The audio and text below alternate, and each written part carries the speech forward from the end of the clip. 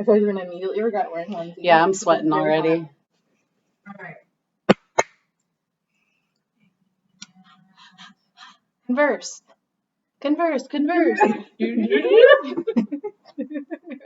Yep, we're just going to giggle the whole time. Enjoy. So, sorry, I'm not sorry. All right, so today we have the amazing pleasure of meeting with Kaela, Coach Jackson. She's a coach, right? Fact checker. Are you a coach? I'm very professional coach, yes. She looks very coachly today. If you're not on YouTube, we're onesieing it out today. You're going to get our true, authentic selves because that's the only way we show up. It's the only version we got, right? If we've got an option to wear a onesie, you're not going to not wear a onesie. Facts. So this is what you get. So I know you're already very excited that you've tuned in. But we have Kaela Jackson here with us today. And Kaela, we're going to get all into all the good stuff that is Kaela Jackson. But first, I mentioned she's a coach, and I forgot to wish you Happy Coaches Day, which was last week. So happy belated Coach Day. Feels good to be recognized. It really does, and you're very deserving. Thanks. So we're going to talk about a lot of Kaela's journey and her career and where she's at, and all about passion and purpose. When I think of Kaela, it was actually really hard to come up with a word or two words to describe. So I rolled into Columbia last night, and I had asked Kaela a few weeks ago, would you be willing to do a podcast with me? And she was like, I got the onesies ready. Let me know. Give me a time. Give me a date. I'm ready. So we were ready to go, and she's my yes girl, and she was all in. And then last night we're having dinner, and we're just chatting, and she's like, so what are we going to talk about? We got the podcast tomorrow, huh? And I'm like, yeah, we do. And that's a great question. So I actually started rambling about how I couldn't find a word and I couldn't come up. And I just wanted her to say things. Can I just press record and can you just say things for an hour? Can you just coach the crap out of us and fire us up? And it's funny, as I was describing to Kaela what I wanted to share with her, I was in the middle of texting our bestie Candace. So I'll actually read to you what I wanted Kaela to tell us today, and it's great. So here's that text. So I'll just show you a couple things. I'll ask you a few things. So I'll share that with you, and then we can just talk about it before we talk about it. But I don't know. I was I have a good lot of ideas. We just want to talk about finding your purpose, of your passion, and a lot of the things you talk about in your sport and in your FCA stuff. I don't know, just talk for an hour. And we're going to giggle a lot and, can you just tell us things for an hour? So yes. We had a little bit of wine, just a little bit, just a smidge. So other than me realizing I say way too much, and I'm sorry, Pod Squad, which I've just decided to call you. I hope you're cool with that, Pod Squad. Pod to the Squad. Ooh, I'm making t-shirts. Dang, she's the creative in the room. So really learned a couple things from that transcription there is that I just want you to tell us all the things, but to have a little bit of structure around the episode too. So when I think about Kaela, I think about her purpose and I think about her passion and how she shows up in her day-to-day as a coach. We'll talk about that, but also just in what guides and directs the things that she does, showing up in a onesie, dancing like no one's watching, and just thinking back to our friendship and thinking back to the times that we've shared in college and beyond. We're just here to have a good time. We're not here for a long time. We're here for a good time. And we ensure that every time we are together, we are laughing, we're crying, we're wearing onesies, we're dancing.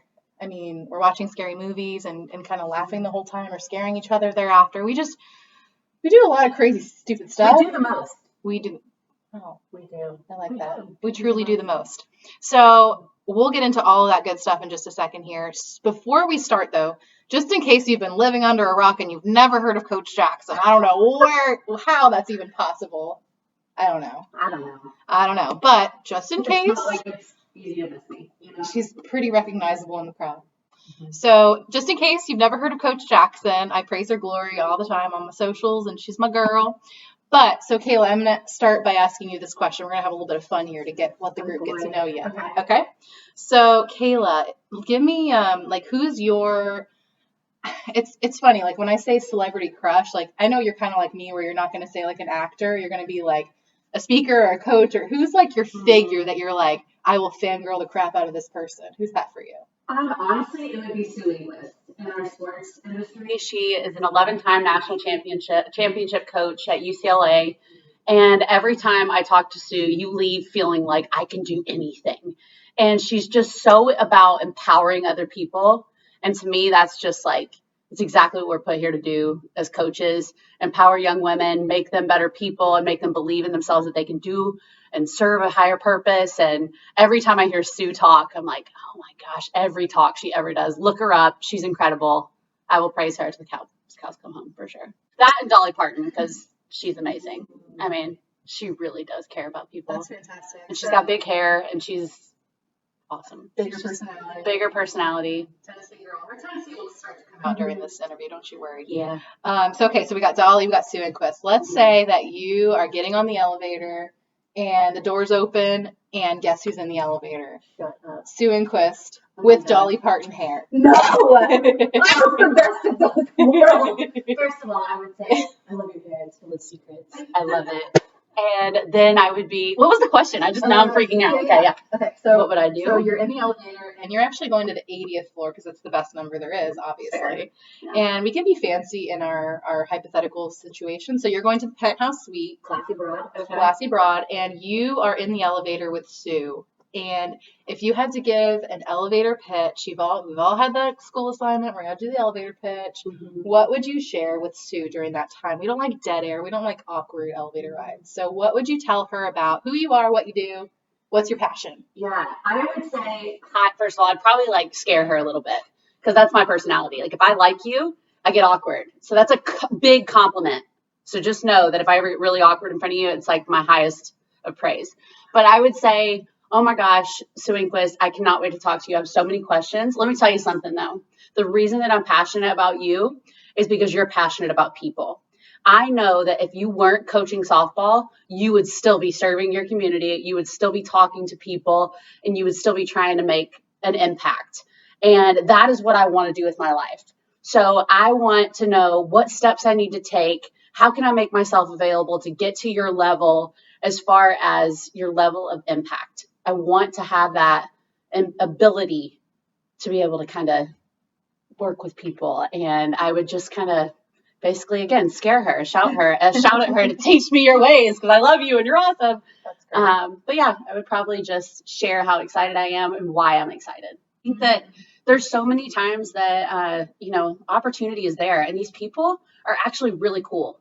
And I've actually spoken to Sue, and I remember, it wasn't the 80th floor, but we had an elevator moment, and I was like, you're at the English. It's like, but she was really cool, and ended up talking to me, gave me her phone number, super nice. These people actually really want to help. Yeah. So having the courage to go up to them is part of the only tough part. Yeah. You just got to put yourself out there. Just got to show up. Yeah. Just got to be there. Might be awkward or uncomfortable. Yeah. But you got to pursue it, right? And that's something that you're well aligned with in your career, and that you're well aligned with what kind of drives you. So you're going to use that time wisely, right? Mm-hmm. Totally. And as you were talking about elevator too, I hope we can be in the elevator with strangers soon, right? Usually you fear the elevator and you hope nobody's in there, but I miss interacting with people, and I would like to kind of pursue that awkwardness in the elevator. Just a random thought. I don't want to be near as awkward as I'd like to be nowadays. It's part of me. Well, we're here for the next hour. We're gonna pour it on thick. Oh, okay, good luck. Sorry, guys. No, but I'm glad that you mentioned Sue and, of course, Dolly as your role models, because I think a lot of the times we are seeking that purpose, and we are seeking that passion and what drives me, what springs me out of bed every morning. And I like that you also mentioned that even if Sue wasn't coaching, you know that you'd still know about her for some way, shape, or form, because just the way that she has so much passion around building people up, empowering, specifically in her sector, and women's softball. That's where she's found her niche. But you even said something last night that you were like, even if I wasn't coaching softball, I kind of know where I would be. Mm-hmm. And tell us a little bit about that. What drives you in that, and kind of your passion and your purpose. I think that I found out at a very young age I wanted to coach. My dad was a college coach. I was raised by college baseball players. Those were my babysitters growing up. So for me, it was just, I've always wanted to coach, and then growing into the role just made me realize these are the people and the life stage that they're at. This is what I'm passionate about. Mm-hmm. I think that even if I didn't coach softball, I would still work with this age limit of people, the 18 to 22-year-olds that are trying to figure out where they belong in this world, how to form their own opinions, how to really, what can I do, and help them get there is my favorite part. I truly believe that that's what I would be doing no matter what. Softball is just my avenue because I was good at softball, so I could coach softball. I know the game. I'm passionate about the game, but not near as passionate as I am about the young people. So I think for me, it was just kind of, this is what I want to do. What's my avenue to do that? Yeah. My job. So my coaching job gives me the opportunity to work with these people, gives me access to my passion. And you get those phone calls, years later, and or a note or something in the mail that just makes you feel like $1 million of what you did or what you said in that moment mattered to help somebody get there. And that's why you do it. That's awesome. Could you go ahead, Coach KJ, Coach Jackson? Does it depend on the day? Well, I like Coach Jackson because that's what I always wanted to be called because of my dad, because he was a coach. So I thought that was like the ultimate high praise was to be named after my dad with that. But yeah, they called me Coach KJ. I mean, I don't really get stiff about it, but I do like when they call me Coach Jackson. So we're gonna go with Coach Jackson. We're gonna make it happen.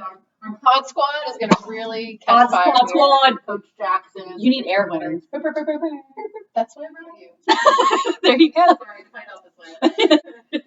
No, I think just going to. So I came in and I wanted to have this session with Kaela, and then I was like, okay, well I'll be there. So should I throw some BP while I'm there? So I threw batting practice this morning.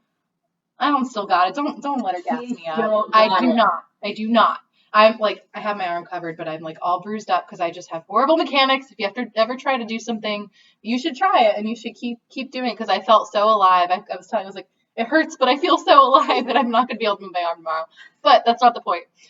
Being at practice today was just really cool. It's always great to see Kaela in her element and to see her have those interactions with her team. And oftentimes when Kaela and I talk, we're very positive people. We definitely have a lot of conversations around, well, what's the silver lining? What's the silver lining? And you definitely see that infused in her coaching, but also she'll give that tough love too when she needs to. So I think that she has such a great mentality where it's people first. These are humans. I'm coaching people, right? And then at the end of the day, we're going to win some softball too because we're going to be kick ass this season. So I can see those elements and I can see your kids kind of follow along with that that journey and want more for themselves and be able to kind of follow you along there. So I think that's really cool. Yeah. I think, when they know how much you care about them, they are way more interested in investing back. So for us, we try really, really hard to create a healthy culture first. And the relationship piece has to be there per player.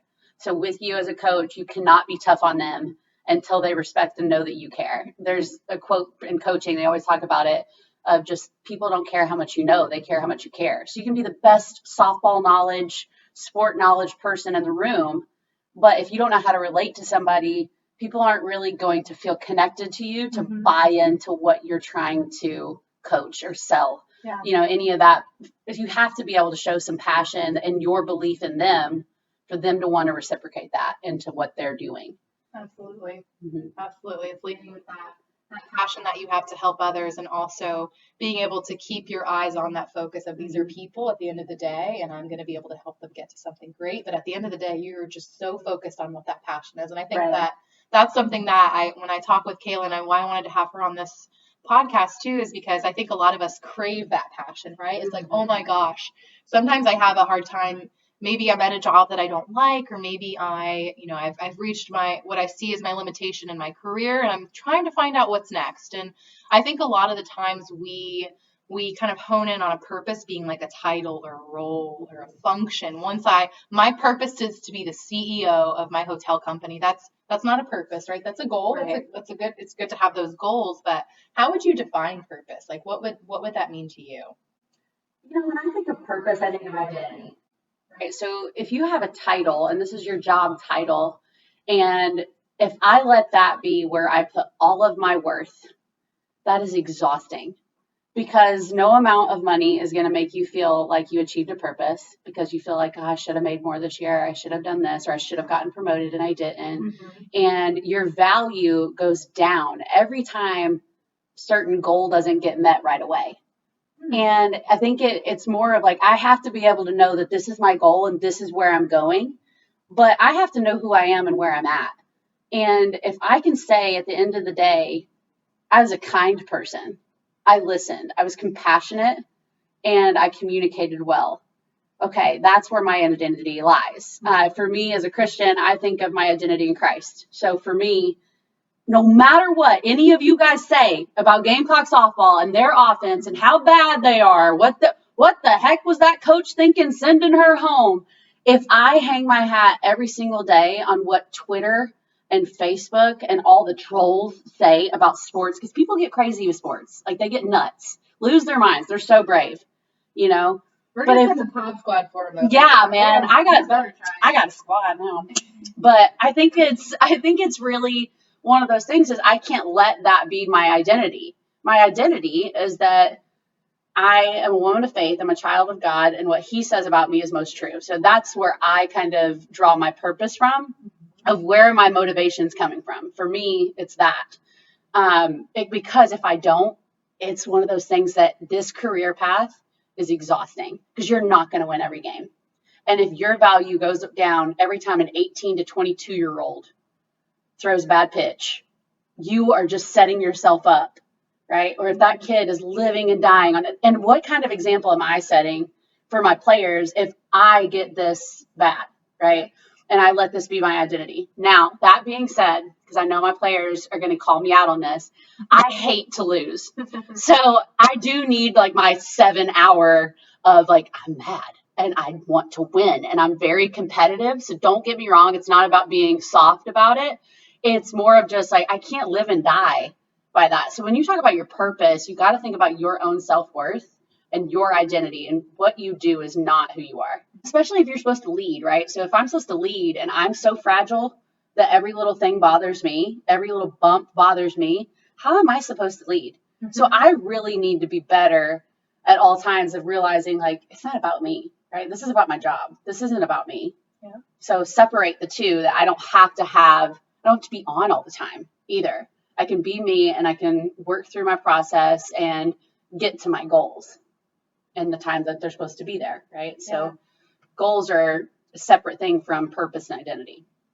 I like that. Knowing at the end of the day, like if you hang your hat up and you know that maybe we didn't get the W, right? And maybe you're not a coach or not in sports, but maybe you didn't get the client, or you didn't reach your projected goal for that month or that quarter. But at the end of the day, you're like, did I work hard? Yes. Maybe there's some area of opportunity, right? Do I know what my purpose is? And did I keep on that? Can I still sleep at night knowing that I am this person that I'm proud to be? And that's where you want to be, right? Totally. And I think you talk about happy people do a better job. Happy people do a better job no matter what they're doing. If you're the mailman and you come up and you're just like, you know what, I'm going to lay this package here and I'm going to leave a little note, or I'm going to do something and I'm going to make something special. If I'm a cashier I'm going to give somebody a smile today. And happier people end up just excelling. They really do, because they don't depend on the tip. They don't depend on the promotion to make or break them. It's you just you create your own joy. Yeah. You have to find your own joy and you have to create your own joy, because you can't depend on everybody. That's not fair to other people either, to constantly have to fill your cup. You know, you should be able to say like, no, I am secure in myself, that I can admit when I'm wrong. And it's a hard pill to swallow, right? I hate being wrong, hate losing. But I think for everyone, if you go into it thinking like, how do I make myself happy so I can be better for other people? It's not faking happy. It's just, maybe that means I take care of myself better. Maybe I go work out in the morning. I'm a more pleasant person if I work out in the morning. Yep. Because I feel like I won already today. Yeah. So if I'm happy going into work knowing I already crushed a workout, now I'm like, let's go. Yeah. I'm excited to get to work. And it's just, you got to set yourself up to line up with your purpose and your passion, set yourself up for success. I love that so much. And I think that you're a person that is very service oriented. Like, how can I be of service to the people that I am responsible for the victories? Yes. But you take it a step above and you say, how can I be of service to these girls that are, like you said, 18 to 24, it's a crazy time. You're getting to college, you're trying to figure out where you belong in this world. You're taking classes, trying to figure out what your career path is going to be. And I think for you, when I talk to you, when I have these conversations, I'm like, you are service. Like your purpose is how can I be of service here? If it's not on the softball field one day, right? You're going to find a way to find that arena that's going to still allow you to shine through and what you're able to bring the world, right? So I think that's very profound. And what I find too is that sometimes it's kind of a daunting thing to think about how can I find my purpose, or I feel stuck, I feel in a rut, something's not quite adding up here. And really, that's kind of part of why I wanted to have this conversation today, because I actually recently started a coaching service. So you're a coach, happy Coach Day. I have a coach, happy Coach Day to Robin. She's a good chick. And I think it's cool to have those people in your life that are going to say, okay, Kaela, like, you don't look yourself. You don't look like you're springing out of bed in the morning to go to this job. What do we need to do about that, right? And I'm not saying we can't have our moments where we're down or where we're recovering. Like Kaela said, take care of yourself, right? First things first. If you don't take care of yourself, you can't take care of other people, right? I think there's moments in your life where we might feel like we are trying to find our purpose, or we think we're close, but we can't quite put our finger on it just yet.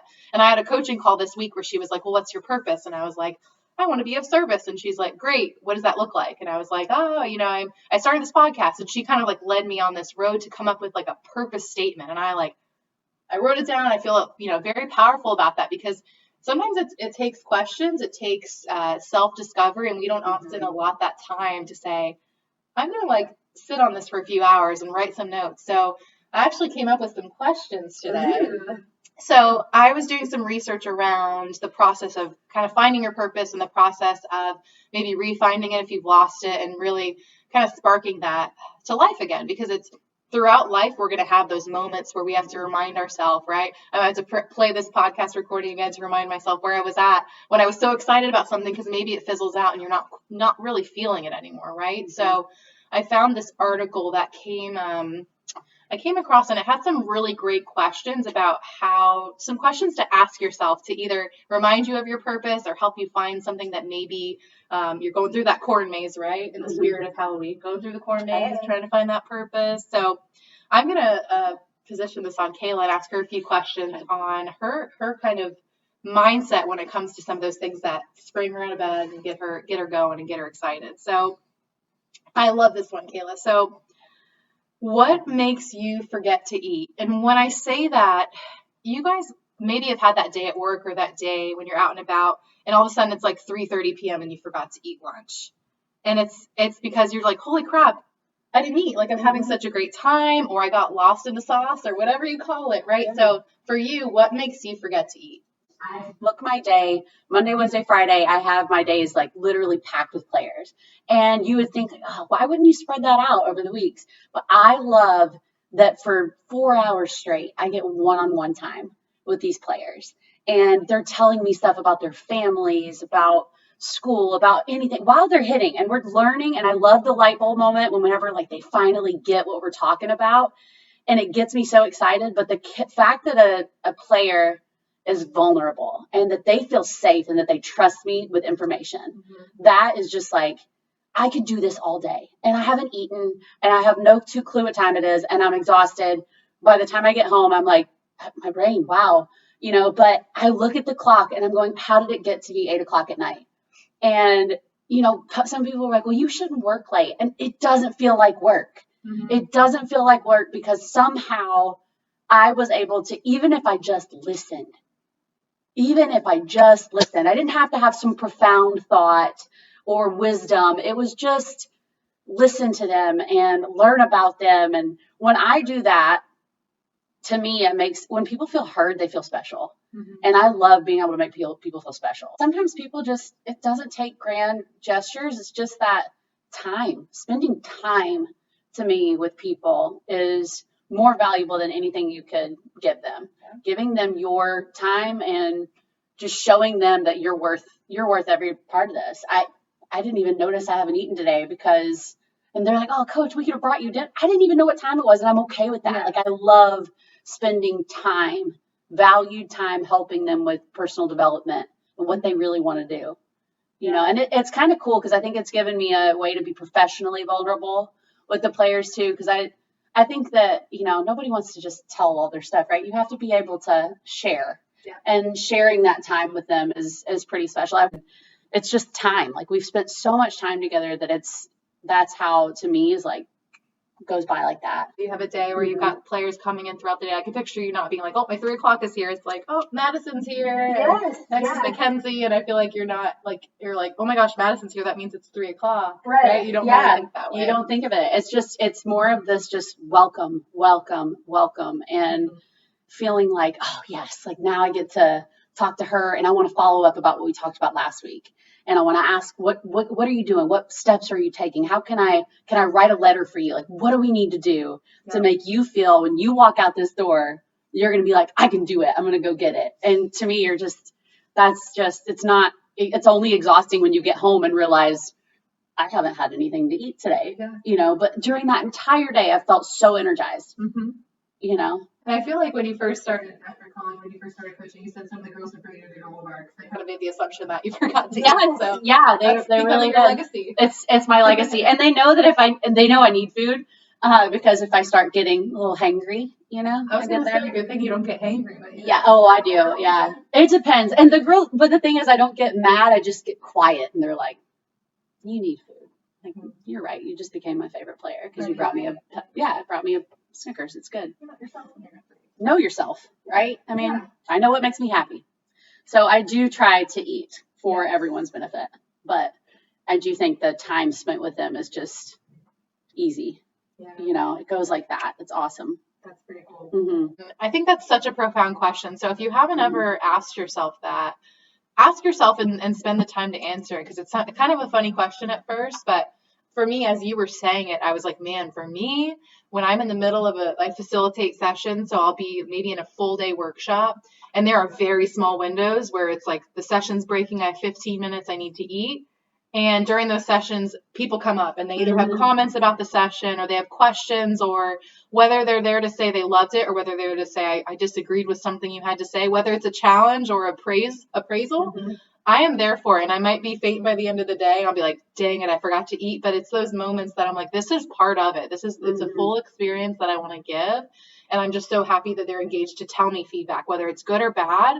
I might seem like I'm really nice and can't handle the bad feedback, but I can. And let me have it. So I think those are one of the things where I'm like, I forgot to eat, and that's a glorious thing. But of course, be healthy and eat your meals and stay standing and all that. But I think the feeling that you get when you're like, oh, for sure, forgot to eat. Yep. I love those days. I love those days. I really do. It really is. Yeah. Loving this. All right. So I have a question for Kaela, and I'll give you some context here. So when you think about finding your passion, when you think about maybe something new that you're excited about, like for instance, when I wanted to start a podcast, I was very nervous, very scared. It's like that vulnerability, right? Of kind of going into some uncharted territory. So have you ever had to overcome fear of embarrassment or vulnerability? And what did that look like for you? Do you have any specific moments you can think about of just when you're pursuing something that's exciting to you, your passion is there? Do you have any thoughts there about just kind of that into the unknown? I think that's a Frozen song. Right? Yeah, it is a Frozen song. Yeah, it is. Oh, I need to watch that at some point.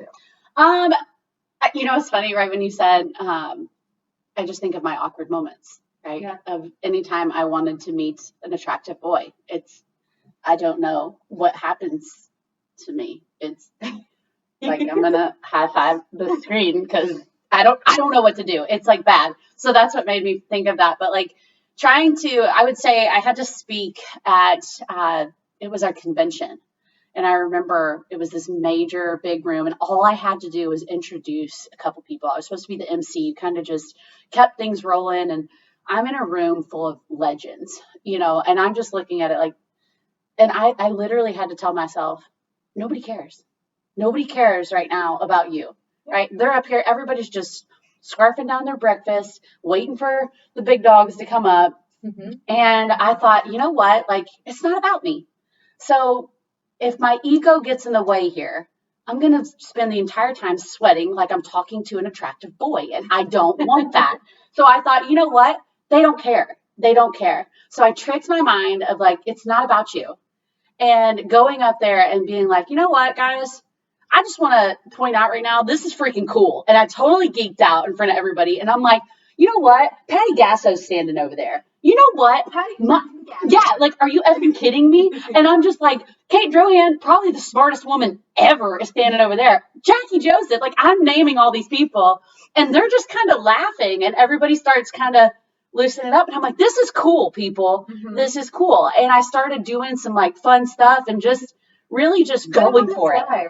Yes. And all the stuff I had prepped to say just went out. Yeah. And I just started like getting excited and saying how I made personal stories instead of introducing them as their bios, which everybody can just Google, right? And they already know who they are. They're legends, right? Yeah. So I'm starting to tell stories. I'm like, I met Randy down at the, casino last night. And let me tell you, he was running the tables. And you want to think he's starting softball. That man knows how to play blackjack, and everybody's kind of just playing. And I just said, no, seriously, I get so much. I'm just so thrilled to learn from these people. And I just kind of hype them up, like make them feel like, you know what, you're important. And it's not what you have to say, it's how you say it. And we're excited to hear how you say it. Yeah. And make them feel special, get off the stage. It's not about me. So it's just kind of, instead of feeling like I had to do it right, it was do it how I would do it, Yeah. So I think that vulnerability piece is the tough part of it, because as a coach, you have to have those lines of professionalism. But I think people respect people they feel they know, and I'm more likely to tell you more if you share with me. So I think that if you kind of just make yourself available to people with the vulnerability piece, then that's half of it. Just saying I'm emotionally available. I can handle this. I can handle what you're talking about because I've been through the same thing. Don't have to give you every single detail, but I can help lead you to this is a comfort, safe space. It kind of made me think of Mean Girls, where she's going to make her speech. It's not about her. It's about all the beautiful people in the crowd that also wanted that crown. It's just plastic, right? At the end of the day, we're all here for the same reason, and it's not about me. Like, I'm stoked that I'm the person on the stage right now, but at the end of the day, that's not what it's about. Right. Which I think that's amazing, and that's embracing vulnerability head on. Right. I think that's so great, and I'll say, like, I think in that moment you reframed yourself and you said, I'm going to focus on being of service. Like you said, this is not about me. The butterflies are making it feel like it's about me, and like, shh. No, not about me. No. Quiet down now. Calm down. I'm trying to sleep. I'm trying to speak. Yeah, we quote Anchorman, Ricky Bobby all the time. Elf too. So we're not sorry at all. We refuse to apologize. And I think you can choose how you go about things. I think for me, my defense mechanism is humor, right? So if I'm going to just I'll make it awkward and embrace it. Yeah. Do you know what I mean? Like, I just got to go for it. Yeah. And I think that that's hilarious. This is Bo. We got a lion. Hi, Bo. Bo's first podcast. Look at you. So handsome. Come here, buddy. Here, you fit here. You're only 120 pounds. Come here. Yeah. You're right. I'm wrong. This is about Bo. Hi, buddy. Mm-hmm. Oh, right in the face. Oh, not you, Bo. So as we were saying, no, I think it's truly those moments where you have to put yourself out there. Mm-hmm. And especially if you're trying to find something new, you're trying to embrace something new, exciting, scary, whatever the case may be. I think back to early in my career, I was in guest services like all along the way in hospitality. And then I got an interest in HR.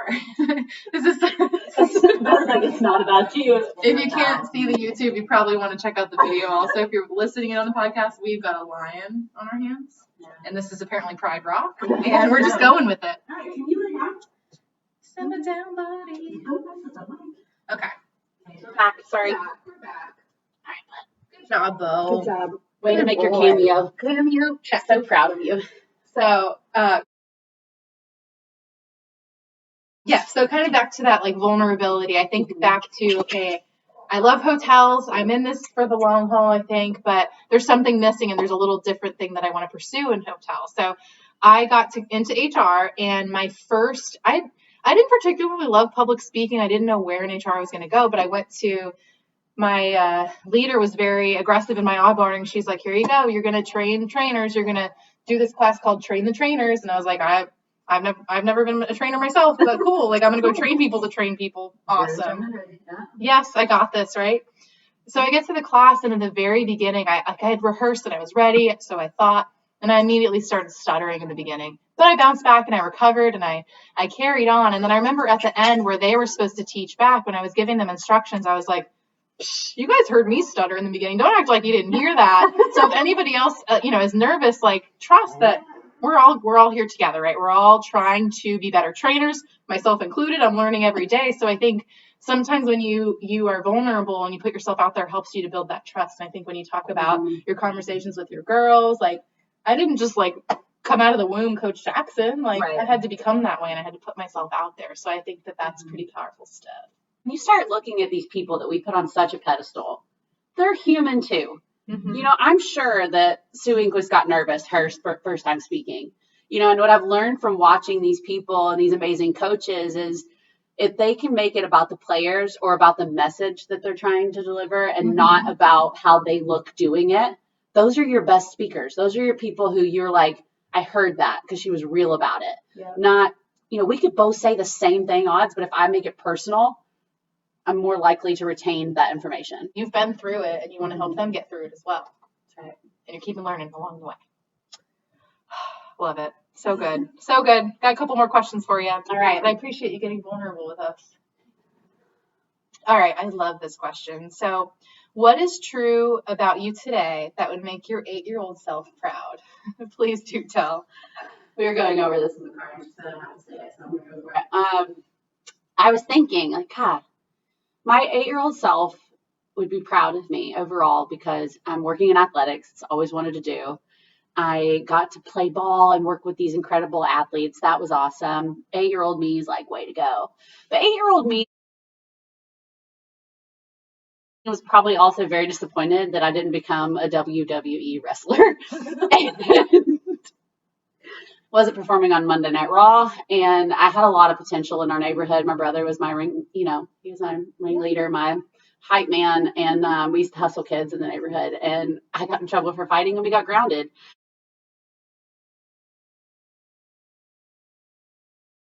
And I never got to watch it again. So my 8-year-old self would be like, pursue your passion, smack down people's elbow. But other than that, she'd be like, hey, you're doing great. I'm really proud of the woman that you've become, and that's awesome. So I kind of went back and forth, but I do think the 8-year-old me is like, why didn't you become a WWE wrestler? I don't know. I'm supposed to be Stone Cold Kaela. I know. No, that's my brother's still a little disappointed because I was supposed to be his little brother. Probably holding on to that one. Yeah, I think so. I think his ship has sailed, though. Sorry, Trina. Yeah. Well, yeah. But the original question was, what would my 8-year-old self be proud of? It helps to ask yourself that question. Yeah. Right? About, I'm trying to find something. I need some spark. I'm feeling burnt out. Like, what, when you were 8 years old, did you love to do? Because sometimes we lose that childlike wonder and that innocence because we get bogged down by what the haters will think, or what if I look dumb and embarrass myself? Yeah. I think my 8-year-old self would be proud that I still play. Like, I play every day. I goof around. I truly laugh every day at work. I mean, it does not feel like work. Practice is so much fun. Now, office work, on the other hand, I was not meant to be contained by 4 walls and a computer. But I will say, I think that I would be proud of myself that I genuinely get to enjoy every day. I get to be outside. I get to hit a ball, throw a ball. I get to talk softball, but I also just get to truly play around all the time. I'm not so serious. I think my 8-year-old self would be like, you're just as goofy as you were when we had a bowl cut and braces. Yeah. Like, you're just as... Farts are funny. They're hilarious. If you disagree. I don't know if we could be friends. I don't know what to do with you. Yeah, we can get past that, but it's going to take some time. Yeah. But yeah, I think that, you have to just embrace that there's so much good out there. And if you look for it, it's everywhere. Mm-hmm. You just have to look for it. And I think we do such a tough job in our world. It's so easy to see the negative. Mm-hmm. And sarcasm has killed us. Like I like sarcasm. I think there's a place for it. But some people just really use sarcasm as this full on just guard. And that just deprives you of your own joy, and I think we just, FML, or we say stuff like that, or like, screw it, like, I'm the worst, this is terrible, I suck. And you're trying to be funny, but those are all self-deprecating comments, and it's not funny. So what if we put just as much effort in trying to be sarcastic and funny as we were into filling somebody up? So I have one player who apologizes all the time, and I'm like, girl, stop apologizing. Like, own it. You deserve this. You go, girl. Like, don't apologize for asking for what you deserve. Go for it. And just trying to get them to feel that kind of passion for themselves, I think is big. Just being I think that's truly something. If we made more of an effort to be kind to ourselves, it starts there. And then being able to, I think we waste a lot of time being sarcastic, and it's not always funny. And if you're the only one in the room laughing, it's really not funny. So what can I do to bring joy to this situation? I think that's a great point too, just thinking about the state of the world right now. Totally. I mean, just in general, 2020 has been a crazy year, but in the election season, that always adds another fun element to the mix. And I think the other day I posted a picture of like puppies and kittens cuddling, because I was just like, you know what? There's a lot of great in the world. It's in abundance. Maybe you didn't find it today, and I don't blame you, but here's some puppies. And like, that makes me think of 8-year-old me, that it's like, yeah, if you need puppies to cheer you up, put me in a pool of puppies. I will be so happy. And sometimes you just have to kind of lighten up a little bit and, be a little bit, cut yourself some slack, right? Yeah. Just not taking everything so seriously. Yeah. You fell on your face. Like, it's funny. Like, it's okay. You're going to do that and move on, Yeah. I don't know. That's amazing. That's all I got to say about that. No, but I think that is such a great question to ask yourself if you're trying to find that purpose, or you're trying to come back to that state. And when I think about when I was 8 years old, I was like the obnoxious kid that every home video we have, like, I swear my brother's like taking his first steps, and I'm like, and I jump in front of the camera and I dance and I jiggle around. You can see like the top of my brother's head getting his first step. But it was one of those things where I was kind of like a little bit obnoxious, but definitely like big personality. Like there's some positive to take of that, right? Big personality. Like I like to, perform maybe. And I was definitely the diary girl. Like I would write all the time in my diary, all the feels. Man, those are hard to read back, aren't they? Yeah, it's amazing. I have a bunch in the garage. If we get a few more drinks than us, you might bring those out. It's hilarious. Oh God, that'd be a whole nother segment. Not for the pod squad though. We're not there yet. We're not there yet. We'll get there. We're getting there. But I think like when I think back to my childlike self, I'm like, okay, I like kind of had like a big personality, and I lost that for a while. Like through high school, ugly duckling phase, or just feeling like you're not in your element, you're not in your place. Middle school is really hard, and high school kind of carried some of that in, but I feel like I'm in my stride where I'm living a little bolder, and that's what 8-year-old me I think would be proud of. Like you grab that camera, girl, and you shake it. You can't dance. Who cares? You're here. Dance like nobody's watching. Dance with your soul. With your soul. Man, good stuff. So that's what 8-year-old me would be proud of. So think about that for yourself. Like, what would 8-year-old you be proud of that you're showing up as your authentic self today? What does that look like? And maybe you're missing it, but what would that be? And kind of see if you can incorporate that back into your regular day, right? I think that would be a good takeaway there. All right, Kaela, I'm not done with you yet. Okay, but I really particularly like this question. I know I said that in the last question, but what is your favorite flavor of shit sandwich? And let me tell you what I mean by that. By definition, anything that you're willing to do, that you maybe even enjoy doing, that most people are not willing to do, and this gives you a leg up. My workouts. I mean, I really take pride in kicking my own butt, and I hate it. Like my knees and my body are just shutting down, and for me, I'm just like, I dig through that. Like that fuels me more.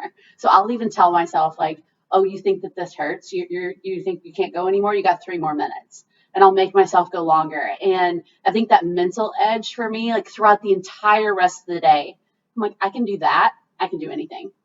So for me, it's just those moments where I can really reach personal triumph and feel like I accomplished something. So now nobody can take that away from me today. Right? So no matter what, I'm a strong, badass woman. So I can sit here and go through this and be just like, oh my gosh, now I can sit through this meeting. Because if I can do that, what I did this morning, I can do hard things. And for me, because of athletics, I think that it's a physical thing for me. Yeah. So I think you can relate it different ways as far as, you may have to get a leg up on your competition by scouting or doing different things in the office. And I do think that that's helpful. But for me, when I feel like I won something and it's 6 o'clock in the morning and I've already won the day, who's going to touch me? And I think a lot of people kind of would complain and say, yeah, well, you got every excuse. You got every excuse. You can hang it up. You can be done. And don't get me wrong, I've had to modify, obviously. I mean, I'm not running any sprints, right? But I do try to challenge myself of what can you handle? And if you can handle that, if you can handle this, you can handle anything today. So when you get the tough question at work or you get the situation where you're on the spot and you are on the firing squad, I can handle that. If I can handle what I just did this morning, I can do this. Yeah. So even if I may not be the smartest with my body physically, but I do think that mentally I have a huge edge on people just because I'm willing to do it. Yeah, I think that for me, like, it gets me that first win of the day and it gets me fired up. And I think we were talking about that a little bit today too, where your girls are working out and you're there next to them. Even if they're power squatting or whatever they're doing, you're doing a plank the whole time they're doing that. Yeah. I think that helps you in that arena as well. It's just feeding off of the energy in the room and just knowing you're in something together. And even if they don't know I'm doing it for them, I'm like, I'm going to do this as long as she's doing that. And in my head, it just makes this. We just work together. Even if she doesn't know that, it's like, look around. Like, who can I push today? Who can push me? Let's get better together. Yeah. So I think that's something for me that I think really sets me apart is that I'm willing to do hard things that really aren't necessary, but it fires me up for later. It's a great reminder to remind yourself what you are capable of, that you can do hard things. So then when maybe at your job you're having to focus on something that's maybe a little bit uncomfortable or not quite as innate, you're like, this morning, that was uncomfortable. That was really uncomfortable. Yeah. And I do think that mental edge of like, I can handle this. I can handle this. Yep. And that this is going to be okay. And if I made it through all of that and I'm still standing, then a conversation, that's not going to be what brings me down. Yeah. So I think if you look at it that way, for me, it's just more of a mental training, even more than physical training. Yeah. One of the things I would note for you is, as I was kind of hearing you say that as well, is that you don't just do what's popular. You don't just like, of course we want to read the book, right? We want to know where the sport has been or where my industry has been. But I think you're such a person that you dare to be different. And just the way that you show up with I'm going to MC this. I've got a script, throwing that out the window. And the way that you show up is showcasing that you dare to be different and you're not scared to mess up along the way, but that's your brand. Like, you. Yes, I do. She does. And I think that makes I would wear this to our national convention, probably. I can see that. I do have a boss. I'm an assistant, so. You're very professional too. When I need to be. Yeah. Yeah. Right. I think that's great. That's another good question to ask yourself, right? What are you willing to do that maybe others aren't willing to do to get that leg up or to get that competitive advantage? And like I said, I mean, I think Carolyn touched on this last week too. It's like, just make yourself available. Like, go and say yes. So take that 15 seconds of awkward, know it's going to be awkward, and just shout at them on the elevator and be like, let's go. I'm so excited. And I want to just put this out there. I'm totally fangirling right now, but it's because I like that you do this, and this is what I want you to teach me. Yeah. And that insane courage. What are they going to do? Think you're weird? Probably. Guilty as charged. Right? But they're going to think if I'm weird, if I'm just staring at them too, and I didn't use my opportunity. Yeah. So I would rather be remembered as the weird girl wearing a Norwal onesie on a podcast with the Pod Squad. Than somebody who just kind of ran through the motions. Yeah. People don't remember those people.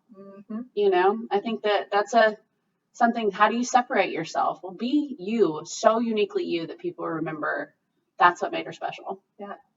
I think that's just such a great way to unpack it. I think that's a good question to ask yourself. So definitely continue to think about that too. How can I kind of shake things up a little bit, get a little bit uncomfortable, and find my way through this moment to find what my purpose is, or to really untap that passion that I'm trying to seek. So, all right, Kaela, Coach Jackson, Goodbye. Moonmate. She has a lot of names. Yeah. Norval Jackson. All right, we finna get deep here. Let's take a sip. Yeah. We're going to refill here, Oz. Mm-hmm. All right. It's a good podcast, yeah. All right, Kaela. Oh, actually, yeah, I'm gonna get deep here. I was like, okay. Yep, deep. We're not deep, we're deep. Deep. We're Okay. deep. How do you want to be remembered? How do you really want to spend your time, and what do you want your legacy to be? I want my legacy to be known about how much I care about people, that I really do care, not necessarily what you think of me, but how I want to be involved in shaping your world. I want to feel like I made an impact to help you get to your level of success. I would love to be known as kind of that step ladder, somebody who I was just there. I helped support it. I told you this is the direction to go, and I was there to support you. But you're the one that's climbing it. I want you to feel like you accomplished it. So I think for me, I mean, my dad always used to say, you don't coach ball, you coach people. And just for when people can really feel like there's something sturdy underneath them and I have the support to get it done, they will do incredible things. So for me, I just want to be an excellent, sturdy stepladder. I want to help them get where they need to be, where they're supposed to be, help them figure out what they're passionate about, and have enough guts to go for it. You know, and I think that there's so many people who, I don't want to be a hype man. I don't want to be somebody who just says, Audrey, I think you're great and you should do a podcast. I'm like, what do you want me to help you with? How can I serve you to let you get to this point? Do you know what I mean? Where do you want to be? Okay, what can I do to help you get there? I want to be the ultimate stepladder. I want to help people get where they're going on their terms. You know, they still have to figure out if they want to climb or not. But I want to be the one that helps them feel like they can. Yeah. Wow, that's good stuff. Yeah. They're in the passenger seat. They're the driver of their own success, right. But all along you're there to encourage, maybe tough love, maybe, give a new way to look at something. And I think with your approach too, it's where are you at and how can I help you get to where the next level is? And don't let me decide what that next level is. Absolutely. For you, what does that look like? And I can see that in all the conversations that you have with your players. And I think that is certainly purpose, passion shining through. So that's pretty cool. I told you we were going to get deep. Check. Okay, let's do something silly. Okay, the deepness. What now?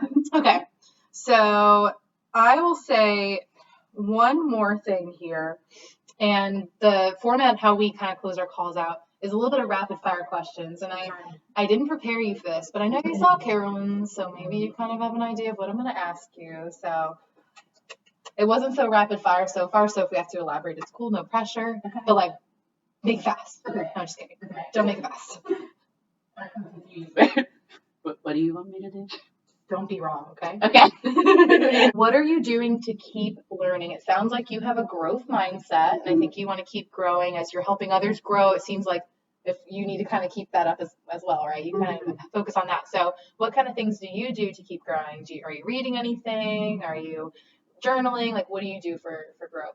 I love to journal. That's one of my favorite things to do, for sure. I think that's very important. I listen to I'm just kidding. I was going to give you a plug. I was going to say I listen to the Oddly Enough, podcasts and all that. That's really helpful. And I would say that I spend a lot of time with my community. Like, I try really hard to be involved in FCA and different avenues that will help me really develop and prepare me to lead in the way that I'd like to. Be around the right people. Folks that are in your community may be serving similar people, right? Yeah. How are they finding success? What are they working on? Yes, exactly. Like-minded people who are going to challenge each other on things and just make each other better. Be around good people. Love it. What about, do you have a favorite book? A favorite book. Ooh, I've really just gotten into reading about different leaders, like different coaches and stuff. And I read this one book, I think it was The Golden Standard by Coach K from Duke. And he had talked about his run with the Olympic team and how he coached and what he did strategically to invest in those people. And he got way more out of them and their performance because of the way he treated his players. So he had to manage this team back home at Duke. Then he also had to manage the Olympic basketball team. And I found out in the book, and I didn't know this about the Olympics, but coaches don't get medals. Only the athletes do. So you may be the coach of the U.S. Olympic team and you will not get a medal. And I think that is like beautiful at some point, because you're just kind of like, you know what? That's really what coaching is. It's not about you. It's about investing in them and preparing them and getting them excited for what they can do with their abilities. And at the end of the book, of course they win, and all the players put their gold medals around him. And to me, that was just like, oh my gosh, this book, and just talking about how he served his players and what he did to get the most out of them. And you would think, oh, this guy should be giving us all his basketball strategy. And it was all about people strategy. So I would say The Golden Standard is probably one of my favorite books. It's not just to be a sports fanatic to take that, like in your organization, even if you're not in a position where you lead people. I am not, right? I'm not a people leader, if you will, in my organization, but I'm an influencer. And you are too. I hope that you see yourself as that, because whether you're serving clients and giving them the best option that you think will suit their needs, or you've got, peers that maybe you have more experience that you want to give them some guidance on a project. I mean, you're an influencer. So reading stuff like that and soaking it up and maybe remembering back to your sports days helps you to then apply it in the corporate world. I've found for sure. Totally. So yeah, I would eat that up. That sounds great. Golden Standard? The Golden Standard. Okay. Adding to my list. What are you currently binging on TV? Oh, girl. Okay. It's spooky season, so I watched The Haunting of Hill House, which is amazing because I've seen it twice, of course, because it's now the new one's coming out. Like, it's amazing. Yeah, exactly. I would say I'm binge watching that right now. That's like my thing. I just finished Game of Thrones, which was amazeballs. Love. Yes. Love. So I was very excited about all that. Good combination. Mm-hmm. Tiger King was clutch this COVID. I mean, come on. I took a lot of life lessons from that one. Good memes. Good memes. Meme game was strong. This is Kayla's house. It's very well appointed. She's got a beautiful home, and I told her she needs to watch. I already forgot. The Home Edit. Yeah. The Home Edit. So I'm going to plug that show because that's a good one. Because not that you need it, but I think you enjoy it. I think I have my crap together, but I've seen your junk drawer. Just kidding. She doesn't have one. It's probably true. So, Kaela, last question. Okay. What is the best advice you would give those that are trying to find their purpose amidst the chaos of 2020? Oh, man. I would say, pay attention. Pay attention throughout the day. Like, what made you happy? Did it make you happy whenever you were talking to the person in line at coffee? Did it make you happy to feel a connection when you just called somebody? Like, man, I just got a phone with my mom. I feel awesome because my mom's awesome. And, those kind of things. Like, pay attention to what makes you happy and then try to create more of that. Right? If you don't know what makes you happy, again, we live in this really dark kind of world where sarcasm is the way we cope with things. Mm-hmm. And what if we really, look for the good? So, man, you know what? I always feel good after I talk to Audrey, our friend Candace, and Carolyn. If I talk to those guys, my cup is filled. Like, I am happy, I'm excited, and now I'm ready to go to the next day. Mm-hmm. So I'm going to set up a call with them. Man, I feel like $1 million when I send this care package out, knowing that any day she's going to get it, and it can be filled with stupid stuff, right? But just, I feel better about myself when I know I made somebody else smile. So pay attention to what those things are. And I think you'll start to realize, like, maybe I have a different purpose, mm-hmm. Whether it's serving or whether it's entertaining, or find something that really makes you think about who you are, not what you do. I think a lot of people try to confuse their purpose with their job. You mm-hmm. may not, some people, my sister makes a ton of money. She's outstanding, right? Is she crazy passionate about her job? No, But that's what I tried to talk to her about. Like, you don't need to be crazy passionate about your job. Be crazy passionate about your life. Be crazy passionate about what am I doing after work today that I can get my hands on something to make me feel like my quality of life goes up. We put such a standard on the job as the end game. The job is not the end game. The job is just something we do because we have to make money. If we didn't have to make money, we would literally sit on comfy couches and watch Netflix all day. Right? Yeah. Come on. So find something that lights you up, and it doesn't need to be surrounded by your job. Quit looking for all these things to fulfill you that aren't designed to fulfill you. Look to the word, look to your friends, look to your family. These are the kind of things that if you pay attention, there's good all around you. Just pay attention to it, recognize it, write it down, and create more of it. Wow. I just told you to say things for an hour and you did it, and you said so many amazing things. I don't even want to I don't even know what to do with that. Like, my mind's blown. I've got goosebumps, full body chills, because I just want to jump up and find whatever that is every single day. Like, I think that is so powerful the way you said it, and the way that it is something that it doesn't have to be, you don't have to find it in your job. Mm-hmm. And it's not that if you find that you don't have passion in your job, like, quit your job and right. Go start something new. Like, we need money. Yeah. Right, you gotta pay the bills. So, but it's just that it's like, okay, man, I got one more call today, 4:30. I'm going to the animal shelter and I get to play with the dogs, and I love that. That is something positive, and you might find purpose or passion, and it doesn't always have to be monetized. Mm-hmm. It does not have to be monetized, but it does have to be something that you intentionally schedule in your day. Mm-hmm. You intentionally note, so you know what it is, right? Right. I mean, you set yourself up for success. Define success. If your only way of defining success is how well you're doing in your job or how fast you're reaching your goals, fancy cars, or that's just not, it's not life-giving. So I think that's important. Know what makes you happy. Find that and create more of it. Sometimes you need to tap in with your friends and be like, I got nothing. What am I good at? What do I not suck at? Or what do you guys think would be something I should pursue if I'm feeling a little bit stuck right now? And tap into your friends. Give them a little FaceTime and have this conversation. Maybe think about the questions we asked today too, right? When I was 8, what did that look like for me? What was I passionate about when I was 8? Am I doing anything that my 8-year-old self would have been proud of? And what are you willing to do to get there, right? When we talked about some of that shit sandwich, if you will.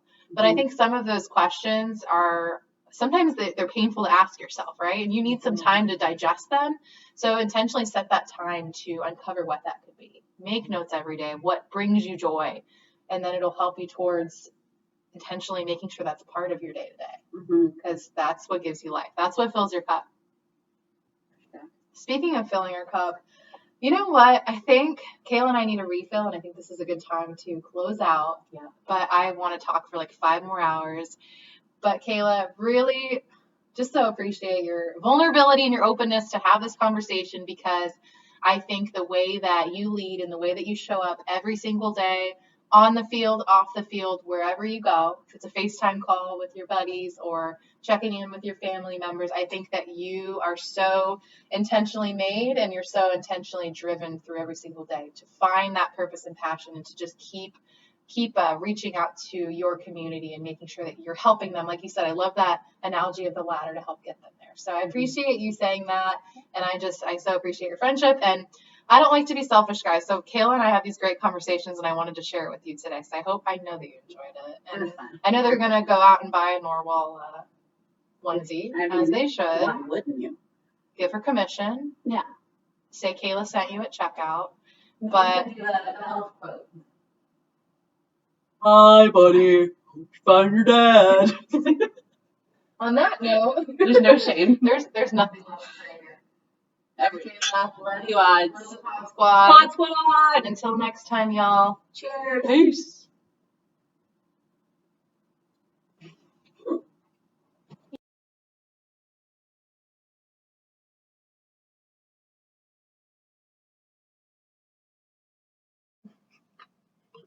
Sounds like a good Tuesday.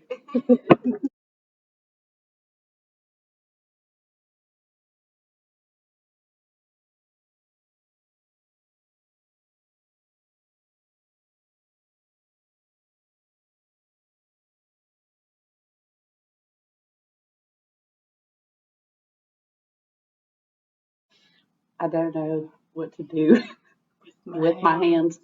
Just leave them by your side. Okay, just by my side. The car ran real nice. The car, it ran real nice. It was Outtakes are great. well, we started. Okay, sorry. I have nothing to edit so far. Name this tune.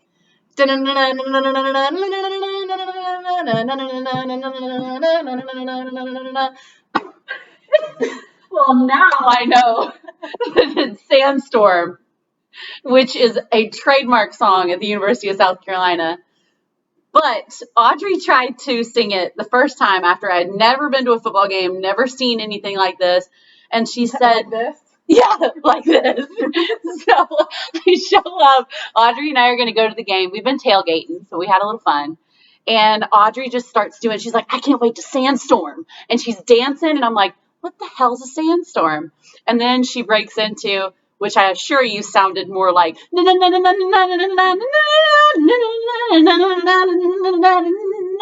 it was just a continuous nah the entire time. And I was like, there are no lyrics, huh?